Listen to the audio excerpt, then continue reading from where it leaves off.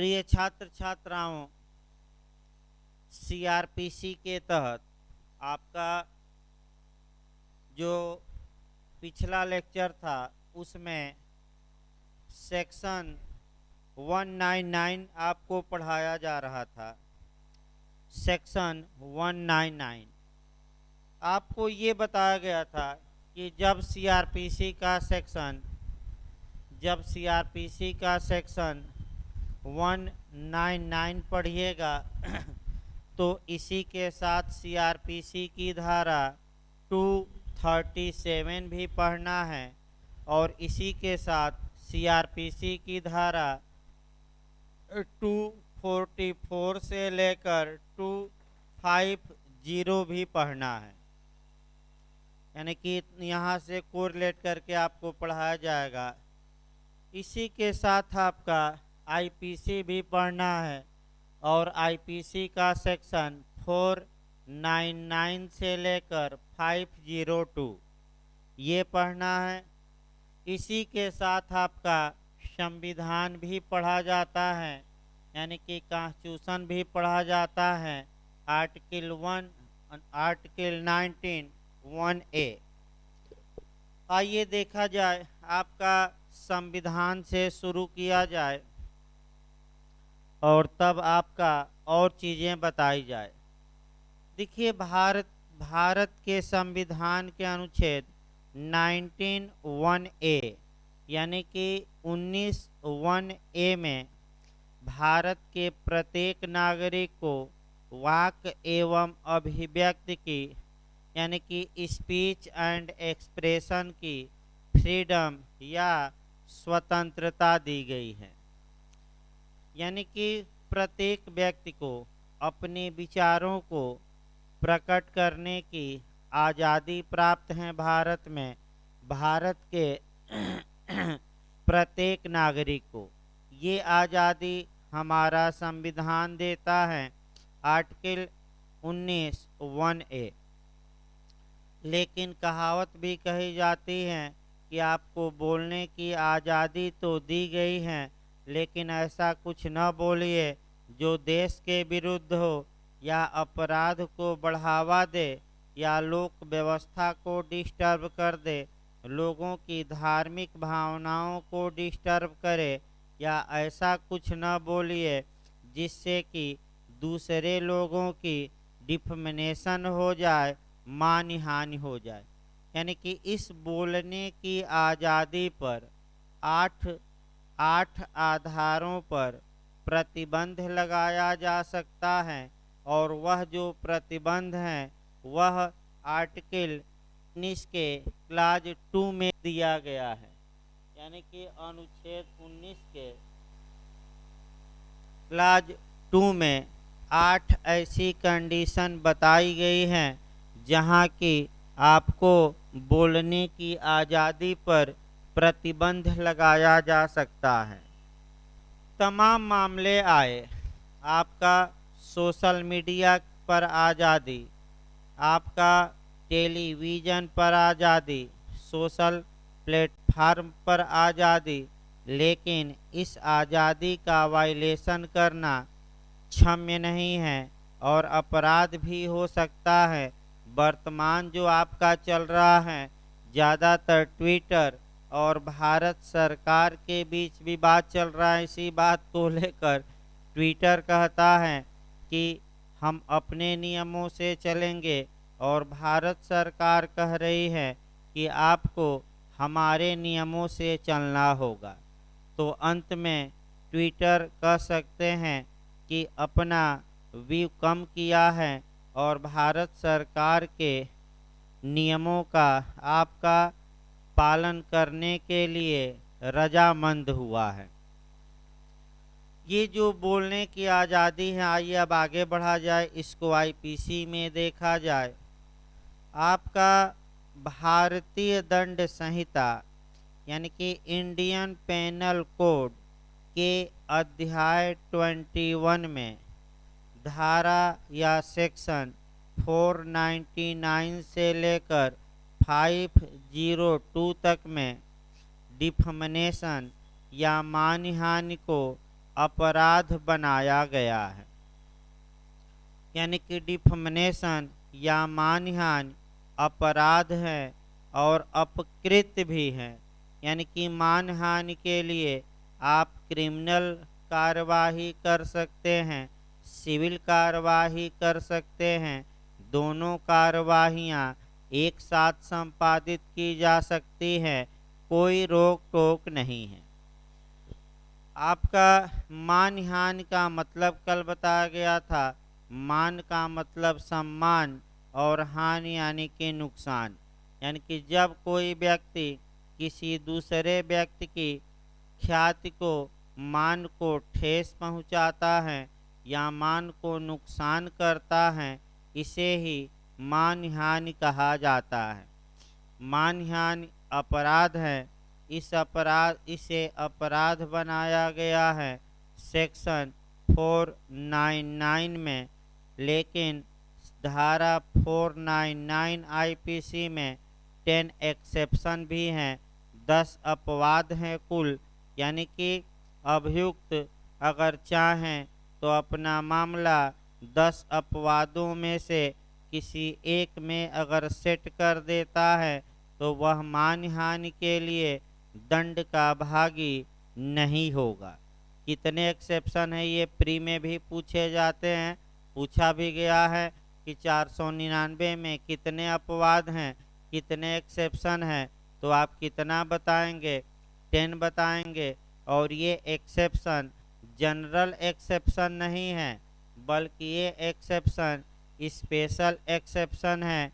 यानी कि ये विशेष अपवाद है। अब आइए प्रक्रिया का हम उल्लेख करते हैं। आपका मानहानि के मामलों में जब 190 के तहत, यानी कि जब धारा 190 के तहत मजिस्ट्रेट काग्निजेंस ले, तो सबसे पहले उसे ये देखना पड़ेगा कि क्या 199 की कंडीशन फुलफिल हो रही हैं कि नहीं। तो मानहानि में हम दंड भी देखेंगे।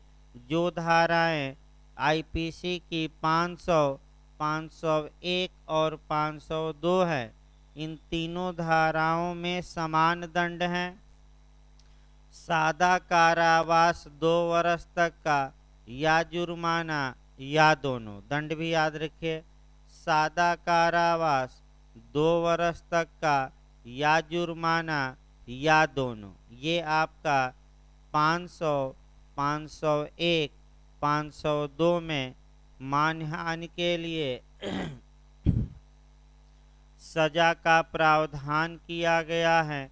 अब मानहानि के लिए जो मुकदमा चलेगा, सबसे पहला पॉइंट ये आया कि इसका काग्निजेंस कौन लेगा और आपका किस आधार पर लेगा और कितने समय के अंदर लेगा। इसके लिए जो प्रोसीजर है, प्रक्रिया है, हमारी सीआरपीसी बताएगी। और सीआरपीसी की धारा 199 के तहत मानहानि के लिए संज्ञान की बात की गई है। प्रोसीजर मानहानि के लिए प्रोसीजर आपका 237 में बताया गया है। ये एक एक करके आइए अब शुरू किया जाए। देखिए, अब डायरेक्ट शुरू किया जाए, तब एक्स्ट्रा बातें कुछ समझाई जाए। और क्वेश्चन कहाँ से बनता है, तो 199 को सीआरपीसी को क्लाज वाइज पढ़ना रहता है। यानी कि सीआरपीसी की धारा 199 को आप क्लाज वाइज पढ़ेंगे। देखिए, 199 का क्लाज 1, जब भी 199 का क्लाज 1 पढ़ेंगे, 2-3 एंगलों से आपको ध्यान में रखना है कि मानहानि के मामले में कोई भी न्यायालय अगर काग्निजेंस लेता है तो केवल और केवल परिवाद पर ले सकता है। यानी कि पुलिस रिपोर्ट या स्वयं के ज्ञान पर नहीं, सतर्क रहना केवल किस पर? परिवाद पर। परिवाद जो है ये आपका कौन कर सकता है? तो समाज का कोई व्यक्ति नहीं कर सकता, बल्कि केवल और केवल आपका वल्ली कौन कर सकता है? तो विक्टिम या आहत या व्यथित या पीड़ित। अब ऐसी दशा में अगला क्वेश्चन ये आया कि ये जो कंप्लेंट की इस पर कॉग्निजेंस लिया जाएगा, ये कितने समय के अंदर लिया जाएगा? तो मानहानि के मामलों में कॉग्निजेंस कितने समय के अंदर 199 के तहत लिया जाएगा? वह समय जरूर याद रखिए। और समय आपका 3 वर्ष है। कितना वर्ष? 3 वर्ष। और ये समय कहाँ से गवर्न होगा? तो 468 से, यानी कि सीआरपीसी की धारा 468 भी आपको कवर करनी पड़ेगी। संज्ञान के लिए समय सीमा, फिर आपका 48 एक बार 468 भी पढ़नी पड़ेगी। फिर एक बार हम लिस्ट बना देते हैं। यदि कोई अपराध केवल जुर्माने से दंडनीय है तो संज्ञान 6 माह के अंदर। अगर कोई अपराध 1 वर्ष या उससे कम से दंडनीय है तो कॉग्निजेंस 1 वर्ष के अंदर। और अगर कोई अपराध 1 वर्ष से अधिक की सजा है किंतु 3 वर्ष तक की है तो जो कॉग्निजेंस लिया जाएगा वह 3 वर्ष के अंदर लिया जाएगा। चूंकि मानहानि में 2 वर्ष की सजा है, अतः संज्ञान की जो समय सीमा पूछे, ये यूपी में आ चुका है 2-3 बार क्वेश्चन। चूंकि मानहानि में आपका 2 वर्ष का कारावास की सजा है, अतः संज्ञान की समय सीमा 3 वर्ष होगी, यानी कि अधिकतम 3 वर्षों में संज्ञान ले लेना चाहिए। तो ये पूछा भी गया है। तो आइए आपका बेयर एक्ट की भाषा को कवर किया जाए। 199 के क्लाज वाइज पढ़ना है। और देखिए 199 का क्लाज पहले 1 पढ़ा जाए कि बेयर एक्ट क्या कहता है। देखिए, मानहानि के लिए अभियोजन हेडिंग है। देखिए, कोई न्यायालय आईपीसी के अध्याय 21 के अधीन, आईपीसी के अध्याय 21 का मतलब ये हुआ कि आपका मानहानि के अपराध 499 से लेकर 502, यानी कि 499 से लेकर 502 तक के अपराध के अधीन दंडनीय अपराध का संज्ञान बता ही दिया गया, भिज्ञ होना।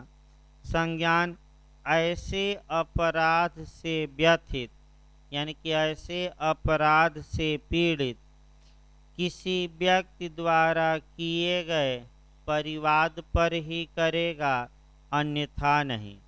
इसका मतलब ये हुआ कि मानहानि के अपराधों में कॉग्निजेंस जब लिया जाएगा तो पुलिस रिपोर्ट पर नहीं लिया जाएगा, स्वयं के ज्ञान पर या किसी की सूचना पर भी नहीं लिया जाएगा। तो केवल किस पर लिया जाएगा? कंप्लेंट पर, यानी कि परिवाद पर। अब चूंकि मानहानि के मामले में जो दंड की मात्रा है वह 2 वर्ष ही है, अतः फर्स्ट क्लास जुडिशियल मजिस्ट्रेट संज्ञान ले सकता है। लेकिन सतर्क ये रहना है केवल किस पर? तो केवल और केवल किस पर? परिवाद पर। याद रखिए, किस पर? केवल परिवाद। अगला देखिए,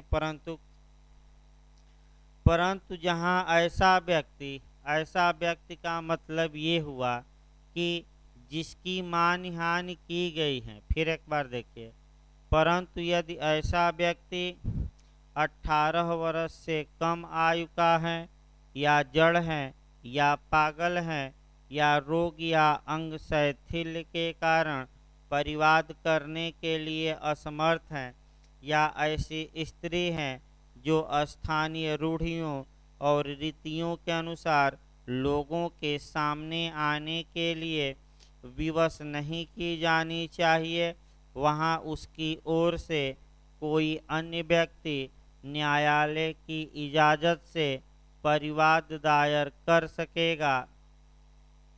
यानी कि व्यथित व्यक्ति से भिन्न व्यक्ति निम्नलिखित दशाओं में न्यायालय की इजाज़त लेकर परिवाद दायर कर सकेगा, लेकिन कब?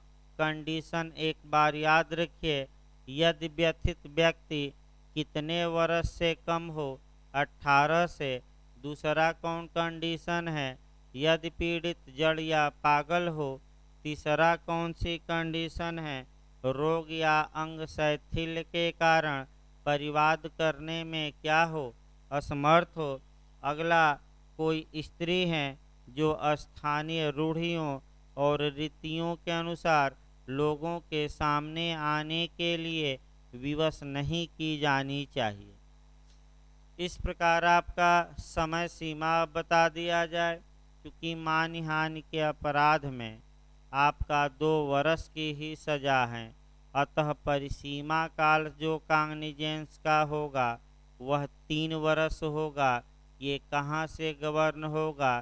तो सीआरपीसी की धारा 468 से। ये पहला क्लाज हुआ।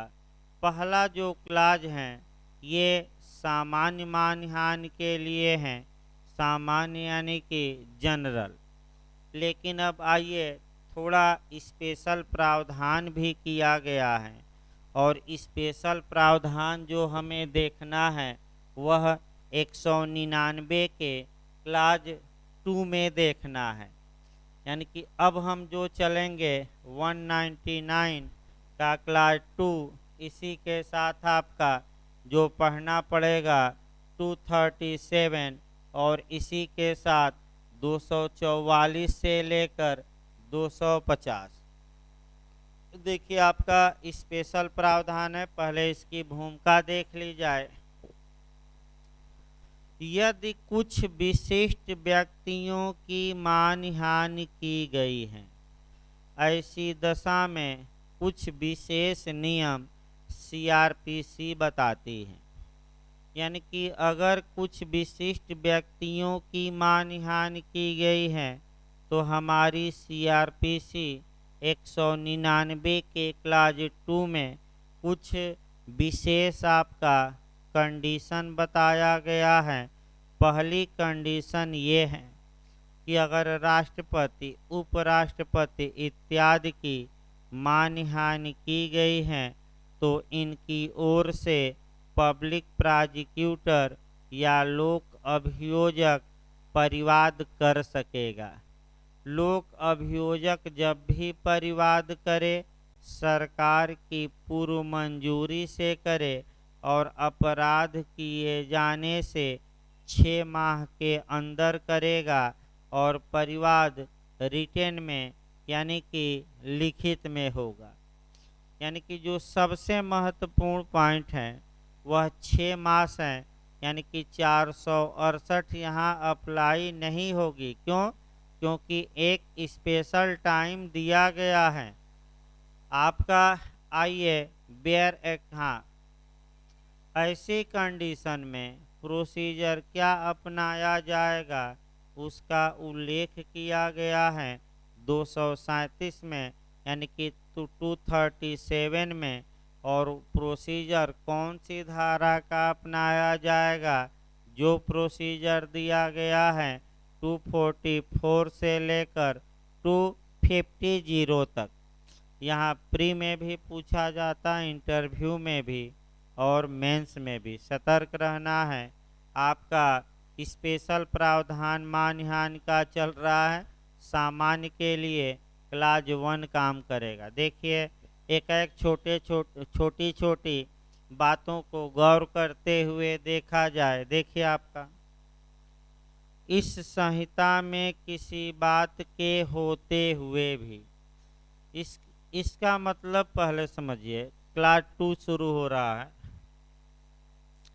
इस संहिता में किसी बात के होते हुए भी, इसका मतलब ये हुआ कि सीआरपीसी में कहीं भी कुछ लिखा गया हो, 199 का क्लाज 2 सब पर प्रिवेल करेगा, यानी कि एक बिहारी सब पे भारी। तो उसी प्रकार कहावत भी कही जाती है, एक बिहारी सब पे भारी।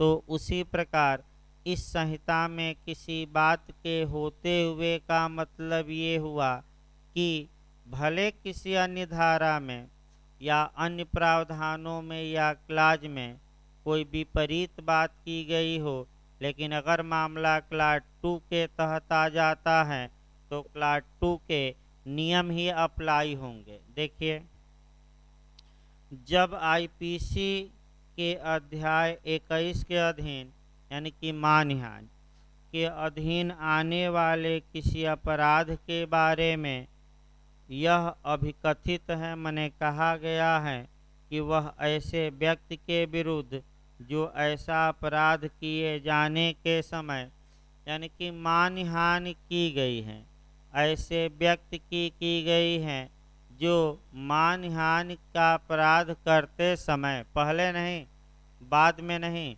लेकिन जब मानहानि की गई थी उस समय क्या था, भारत का राष्ट्रपति था, भारत का उपराष्ट्रपति था, किसी राज्य का राज्यपाल था जब मानहानि की गई, या किसी संघ शासित प्रदेश का प्रशासक था, या संघ या किसी राज्य का या किसी संघ राज्य क्षेत्र का मंत्री था, अथवा संघ या किसी राज्य के कार्यकलापों के संबंध में नियोजित अन्य लोक सेवक था, उसके लोक कृत्यों के निर्वहन में या उसके आचरण के संबंध में किया गया है, यानी कि उसके लोक कृत्यों के निर्वहन में या उसके आचरण के संबंध में किया गया है, तो ऐसी दशा में आपका तब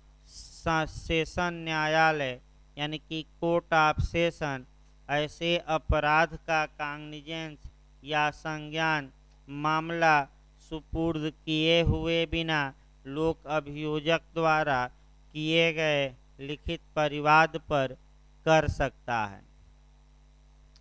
यानी कि अब आपका पूरी बात अच्छे से समझिए, यहाँ से आपका क्वेश्चन अच्छा बनता है। फिर एक बार देखा जाए, इस संहिता में किसी बात के होते हुए, इसका मतलब ये हुआ कि सीआरपीसी में भले ही कुछ अलग धाराओं में या अलग क्लाजों में अलग बात की गई हो, क्लास 2 सब पर प्रिवेल करेगा।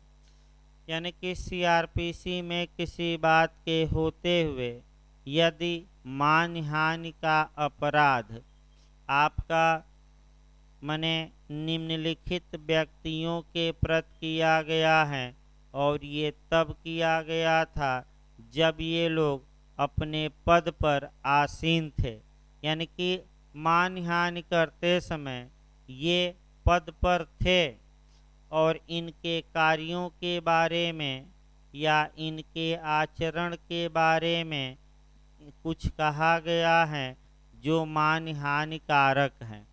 तो किनकी मानहानि की गई है, तो पहला भारत के राष्ट्रपति की, दूसरा उपराष्ट्रपति के, तीसरा राज्यपाल की, चौथा संघ शासित प्रदेश है तो प्रशासक की, पांचवा संघ या राज्य या संघ शासित प्रदेश के किसी मंत्री की, और छठवां किसी पब्लिक सर्वेंट की या लोक सेवक की।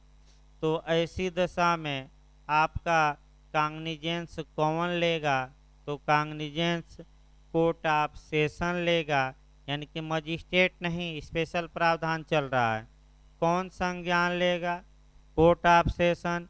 हाँ, मामला कमिटल करने के बाद लेगा कि बिना कमिटल के, यानी कि मामला सुपुर्द करने के बाद संज्ञान लेगा कि सीधे संज्ञान लेगा बिना सुपुर्द किए हुए? तो आपका जवाब रहेगा बिना सुपुर्द किए हुए सीधे संज्ञान लेगा। यानी कि ये मामला सीधे कहाँ दायर होगा? पहली बार में ही कोर्ट ऑफ सेशन। दायर कौन करेगा? तो राष्ट्रपति इत्यादि नहीं, बल्कि कौन करेगा? तो लोक अभियोजक या पब्लिक प्रोसिक्यूटर। तो कैसे दायर होगा? पुलिस रिपोर्ट भेजेगी कि स्वयं के ज्ञान पर सत्र न्यायालय संज्ञान लेगा कि परिवाद पर लेगा? तो परिवाद पर। और वह जो परिवाद होगा वह मौखिक होगा कि लिखित होगा? तो आपका जवाब रहेगा लिखित होगा, मौखिक नहीं। ये सभी बातें तोड़कर बताई गई। आइए क्लाज 3 देखा जाए। उपधारा 2 में निर्दिष्ट ऐसे प्रत्येक परिवाद में वे तथ्य जिनसे अभिकथित अपराध बनता है, ऐसे अपराध का स्वरूप और ऐसी अन्य विशिष्टियां वर्णित होंगी जो अभियुक्त को उसके द्वारा किए गए अभिकथित अपराध की सूचना देने के लिए उचित रूप से पर्याप्त हो। यानी कि जब कोर्ट ऑफ सेशन में लोक अभियोजक द्वारा लिखित में परिवाद किया जाएगा तो उस परिवाद में सभी बातें क्लियर रूप से क्या की जाएंगी? लिखी जाएंगी। बस एक लाइन। चौथा खंड देखिए। उपधारा 2 के अधीन लोक अभियोजक द्वारा कोई परिवाद किसी ऐसे व्यक्ति की दशा में जो किसी राज्य का राज्यपाल है या रहा है या किसी राज्य सरकार का मंत्री है या रहा है, तो लोक अभियोजक कोर्ट ऑफ सेशन में जब परिवाद करेंगे तो किसकी अनुमति से करेंगे? यानी कि किसकी मंजूरी से करेंगे? तो राज्य सरकार की पूर्व मंजूरी से। फिर एक बार समझिए।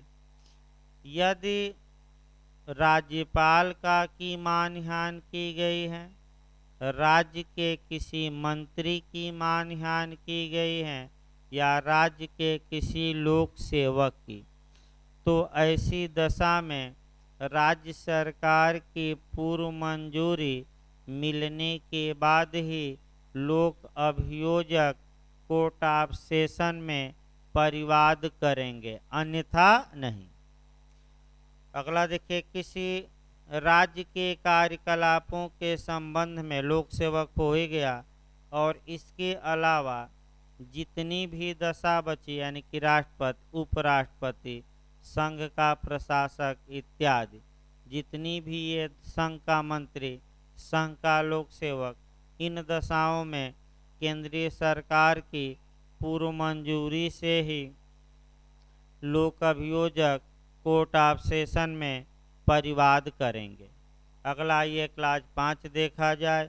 कोई सत्र न्यायालय उपधारा 2 के अधीन किसी अपराध का संज्ञान तभी करेगा जब परिवाद उस तारीख से 6 मास के अंदर कर दिया जाता है जिसको उस अपराध का किया जाना अभिकथित है।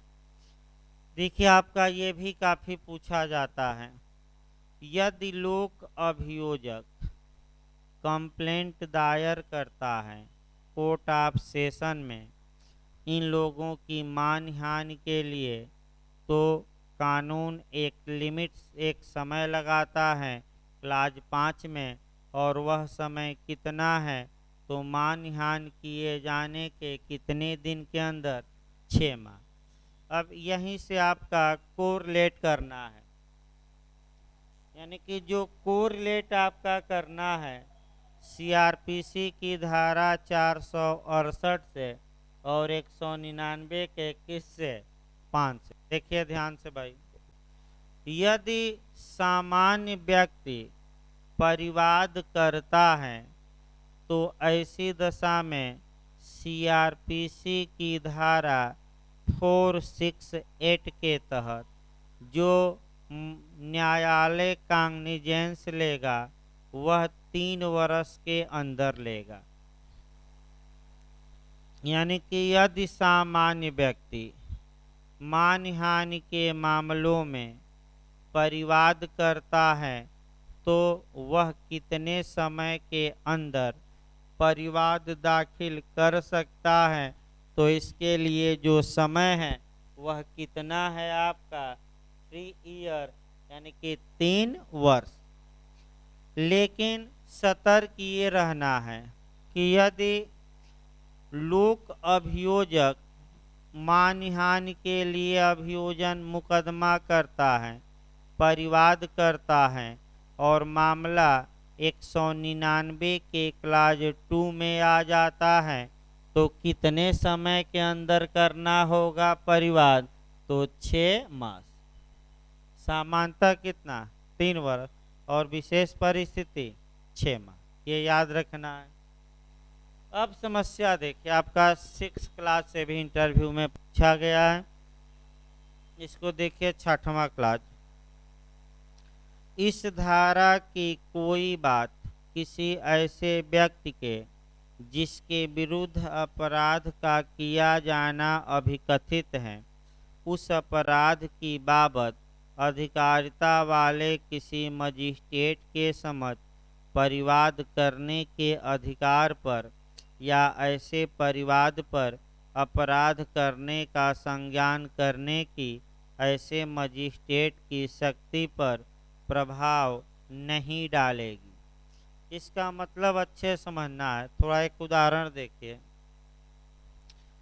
मान लीजिए कि जिस समय कोई व्यक्ति भारत का राष्ट्रपति था, उस समय आपका उसकी मानहानि की गई, तो पहला नियम ये है कि राष्ट्रपति की ओर से मुकदमा किया जा सकता है लोक अभियोजक द्वारा कोर्ट ऑफ सेशन में परिवाद करके, लेकिन कितने समय के अंदर 6 माह।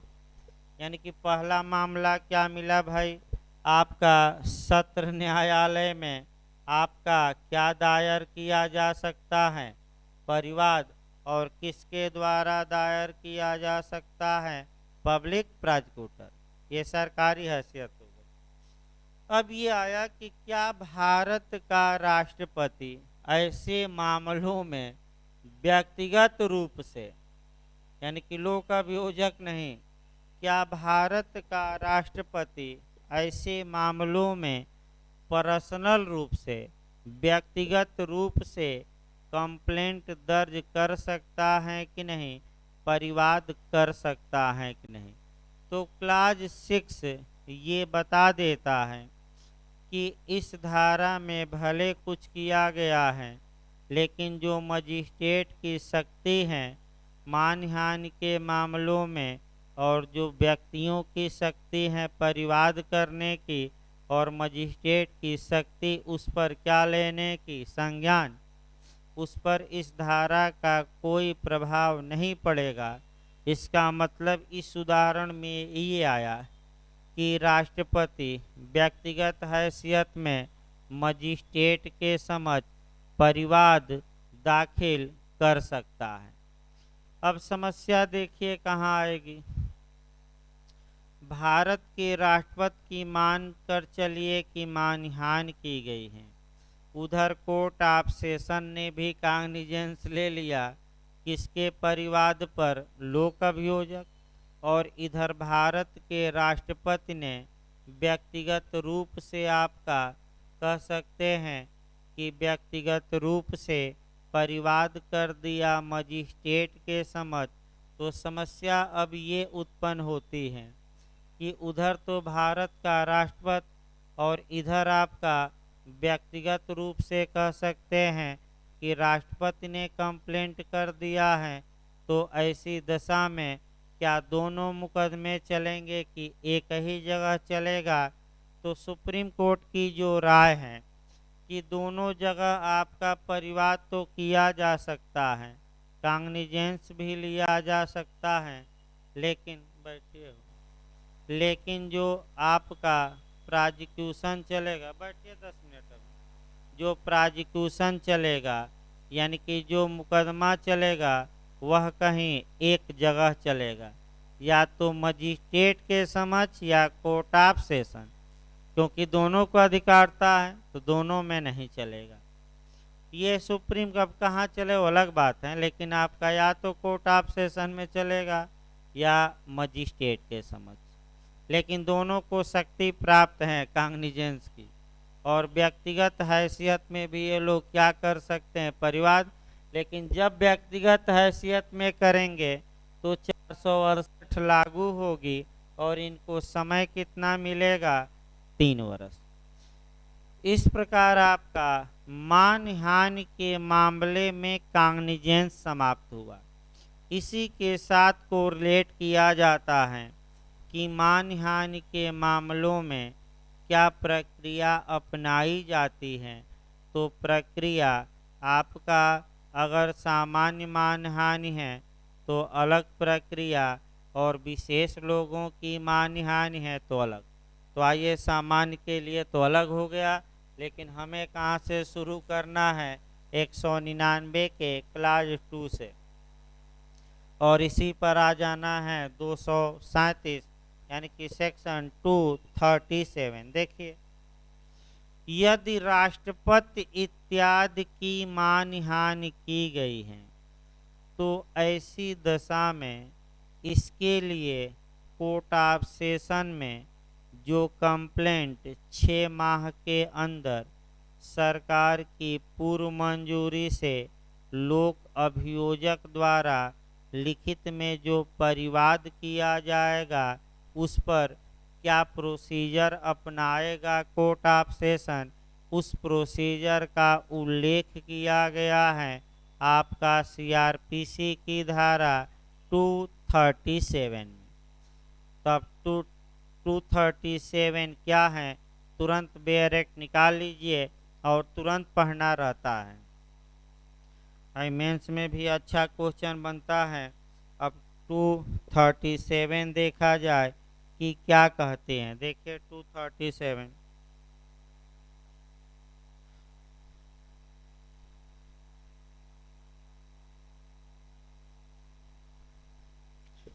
देखिए स्पष्ट आपका 237 में बताया गया है कि धारा 199(2) के अधीन दायर मामलों में प्रक्रिया, यानी कि सेक्शन 199 के क्लास 2 अभी हमने बताया के अधीन दायर मामलों में प्रक्रिया। देखिए, धारा 199 की उपधारा 2 के अधीन अपराध का संज्ञान करने वाला कोर्ट ऑफ सेशन यानी कि सत्र न्यायालय मामले का विचारण मजिस्ट्रेट के न्यायालय के समक्ष पुलिस रिपोर्ट से भिन्न आधार पर दायर किए गए वारंट मामलों के विचारण की प्रक्रिया के अनुसार करेगा।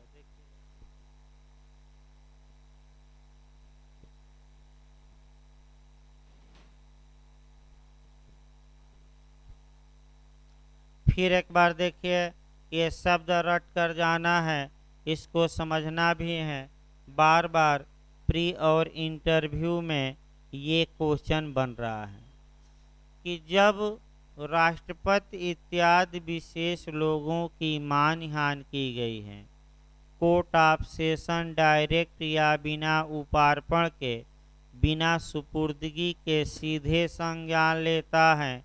तो 237 का क्लाज 1 बताता है कि आखिर कोर्ट ऑफ सेशन जो ट्रायल करेगा उसमें कौन सी प्रक्रिया ट्रायल का अपनाएगा। तो फिर एक बार देखिए कौन सी प्रक्रिया, तो मजिस्ट्रेट के न्यायालय के समक्ष पुलिस रिपोर्ट से भिन्न आधार पर दायर किए गए वारंट मामलों के विचारण की प्रक्रिया को ही कोर्ट ऑफ सेशन अपनाएगा। यानी कि इसका मतलब ये हुआ कि मजिस्ट्रेट पुलिस रिपोर्ट से भिन्न आधार पर दायर मामलों में जो प्रोसीजर, जो प्रक्रिया अपनाता है, वही प्रक्रिया कोर्ट ऑफ सेशन डिफर्मेशन के मामले में भी अपनाएगा। तो आखिर पुलिस रिपोर्ट से भिन्न का मतलब हुआ दो ही बचा, या तो परिवाद या स्वयं का ज्ञान। तो आखिर पुलिस रिपोर्ट से भिन्न आधार पर जो दायर वारंट मामले हैं उनका विचारण मजिस्ट्रेट करता है, तो कौन सी प्रक्रिया अपनाता है, तो उसके लिए जो प्रोसीजर दिया गया है 244 से लेकर 247 तक, और इसमें निर्णय की बात की गई है 248 से लेकर 250 तक। तो यानी कि कुल मिलाकर 244 से लेकर और 250 तक में जो प्रोसीजर दिया गया है कोर्ट ऑफ सेशन उस प्रोसीजर को मानहानि के मामले में फॉलो करेगा। यहाँ भी आपका इंटरव्यू और मेंस का क्वेश्चन बनता है कि कोर्ट ऑफ सेशन कितने प्रकार के विचारण करता है, अपनाता है। तो कोर्ट ऑफ सेशन भिन्न भिन्न मामलों में 3 प्रकार के विचारण की प्रक्रिया को अपनाता है। इसको आगे हम बताएंगे ट्रायल में डिटेल में। देखिए अगला पॉइंट देखा जाए आपका 237 का क्लास 1 हम चल रहे हैं। प्रोविजो देखिए, परंतु जब तक सत्र न्यायालय उन कारणों से जो लेखबद्ध किए जाएंगे अन्यथा निर्देश नहीं देता, उस व्यक्ति की जिसके विरुद्ध अपराध का किया जाना अभिकथित है अभियोजन के साक्षी के रूप में परीक्षा की जाएगी। इसका मतलब ये हुआ कि जिस व्यक्ति के विरुद्ध अपराध किया गया है उस व्यक्ति की अभियोजन की साक्षी के रूप में परीक्षा की जाएगी। यानी कि इसका मतलब ये हुआ कि उसे गवाह के रूप में आपका बुलाया जाएगा, लेकिन सत्र न्यायालय को विवेकाधिकार है कि वह साक्षी के रूप में न बुलाए ऐसे व्यक्ति को। तो साक्षी की परीक्षा के लिए एक और उपाय है, और वह उपाय क्या है? कमीशन जारी करना। याद रखिए, यानी कि यहाँ कोर्ट ऑफ सेशन बुला सकता है, न बुलाए तो कारण लिखे, और कारण लिखकर क्या जारी कर दे राष्ट्रपति इत्यादि की परीक्षा के लिए, तो क्या जारी कर सकता है? कमीशन या आयोग। अगला देखिए क्लास 2 237 का क्लास 2, यदि विचारण के दोनों पक्षकारों में से कोई ऐसा वांछा करता है, इच्छा व्यक्त करता है, डिजायर करता है, या यदि न्यायालय ऐसा करना ठीक समझता है, तो इस धारा के अधीन प्रत्येक विचारण बंद कमरे में किया जाएगा। इसका मतलब ये हुआ कि अगर पक्षकार मांग करते हैं या पक्षकार की राय है कि विचार, तब ऐसी दशा में विचारण आपका बंद कमरे में होगा, यानी कि बाहरी लोगों का प्रवेश क्या रहेगा वहाँ? वर्जित। तीसरा क्लास देखिए, यदि ऐसे किसी मामले में न्यायालय सब अभियुक्तों को या उनमें से किसी को उन्मोचित यानी कि डिस्चार्ज करता है या दोष मुक्त करता है, और उसकी यह राय है कि उसके या उनमें से किसी के विरुद्ध अभियोग लगाने का,